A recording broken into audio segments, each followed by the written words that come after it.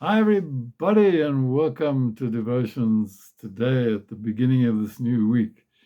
May it be a blessed week for you. You know, the verse in the little Lent booklets for today is a beautiful verse from 1 Peter chapter 4, verse 8. And it says, we should love each other deeply because love covers a multitude of sins. Covers a multitude of sins. We've got a parrot, and every night when it's time for him to go to sleep, we will cover him with a dark colored sheet.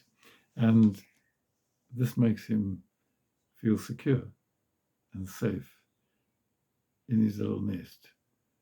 Like when he was maybe out in the wilds, the parrots out in the wilds, they feel protected by the covering of the nest. There's another verse in Romans chapter 4, verse 7 that says, blessed are they whose sins are covered. In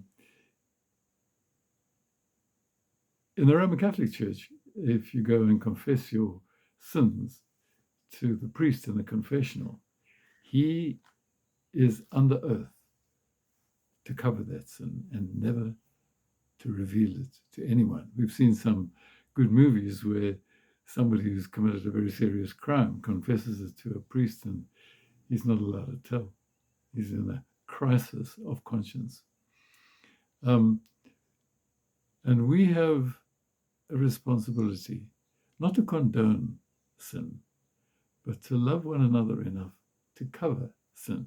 It happens sometimes when someone has to leave a company that they're working for. Maybe they've committed some misdemeanor and they find a job in another company. And somebody finds out that this has happened. And so they just say one word or one sentence about what this person has done. And that can ruin the reputation of that person in that company.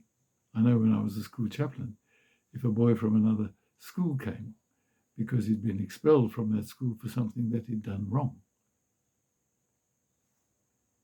somebody could just say one little whisper of a word and that person's reputation would be badly affected. It's called gossip.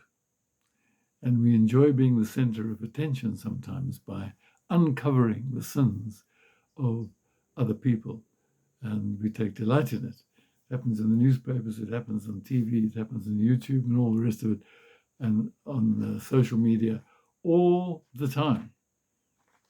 But Peter tells us love covers a multitude of sins. We see this in Jesus.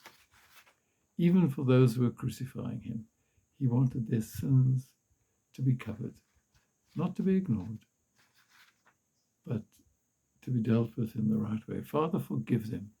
They don't know what they do. This past week, we've looked at the story of the woman caught in adultery. Jesus said to the men standing around her, those of you who have committed no sin, you throw the first stone. He tried in that situation to cover her sin, but he said to her, go now and sin no more.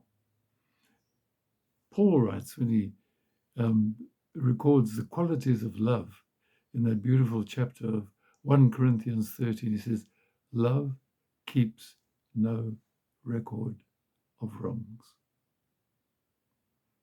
So when you're having an argument with somebody who's wronged you at some time, you can't say, well, you did this, you remember what you did, you remember that, and all those sins are uncovered again. To let go of hurt, to let go of damage that maybe somebody's done can be very difficult. But I believe there's a special place in heaven for those who seek to show mercy and to cover or to hide the sins of others in order to protect them and to give them a second chance, not to condone what they've done, but to enable them to move on with their lives and to be able to start afresh. Maybe this is something of what Jesus meant when he spoke about being born again. God wipes the slate clean, says, right, let's start afresh. And so there is a responsibility upon us to love one another deeply, to let go of the past, to cover the sin up, and to start afresh. May God give us grace to give this gift of amazing grace to each other. God go with you and have a peaceful and a blessed week. Bye for now.